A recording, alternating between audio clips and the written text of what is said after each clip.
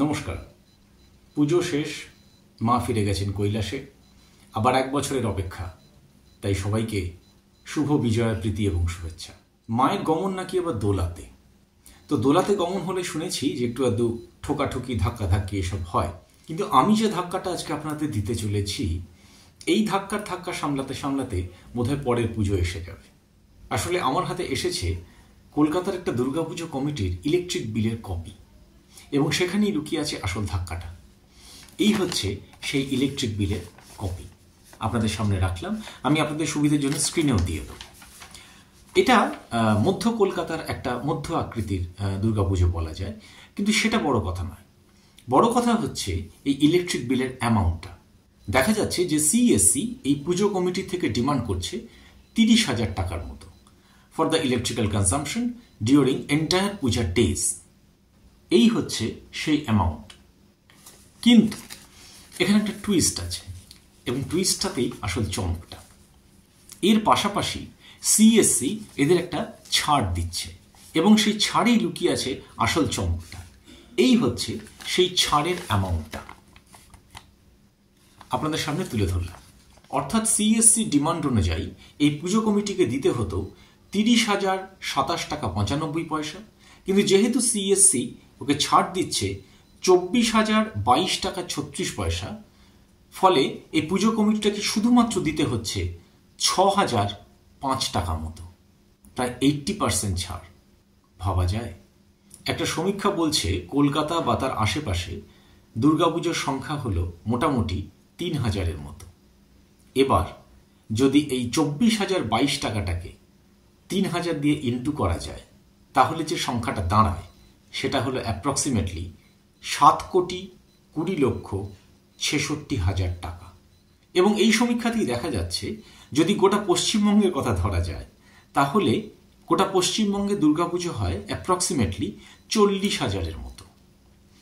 তাহলে এই সংখ্যাটা কত দাঁড়ায়? 40,000 ইন্টু এই ডিসকাউন্ট অ্যামাউন্টটা যদি ইন্টু করা যায়, তাহলে যা দাঁড়ায় সেটা শুনে চমকে ওঠার মতো।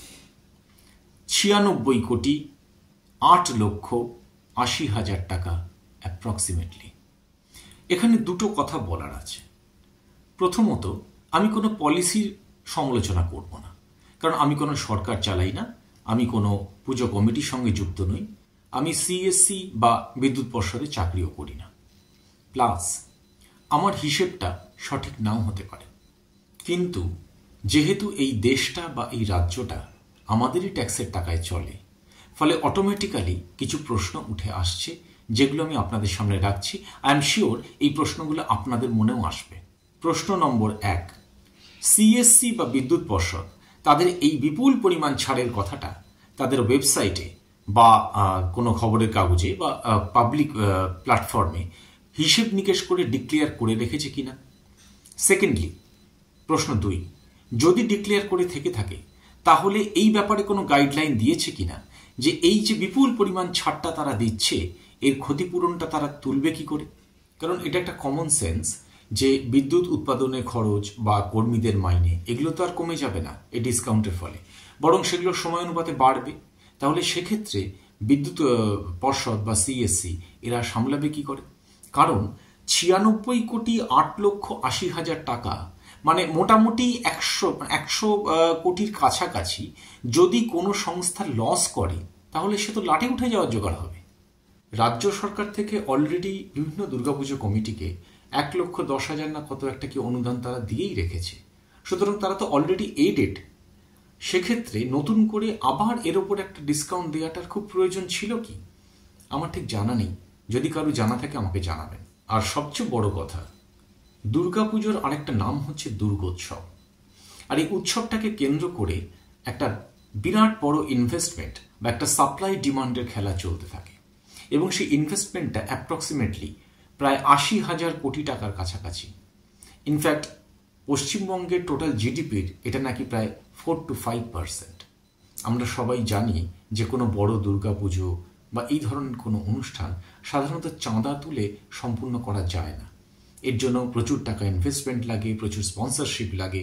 তাহলে যেখানে এত কোটি কোটি টাকা ট্রানজাকশন হচ্ছে, সেখানে এই 20,000 25,000 টাকার ডিসকাউন্টার কি খুব প্রাসঙ্গিকতা থাকে? আমার এই ভিডিও যারা শুনছেন তাদের মধ্যে অনেকেই হয়তো দুর্গাপুজো কমিটির সঙ্গে যুক্ত আছেন, বা সর্বজনীন পুজো যেগুলোকে বলে, বা খুব বিগ বাজেটের পুজোর মধ্যে অনেকেই থাকতে পারে।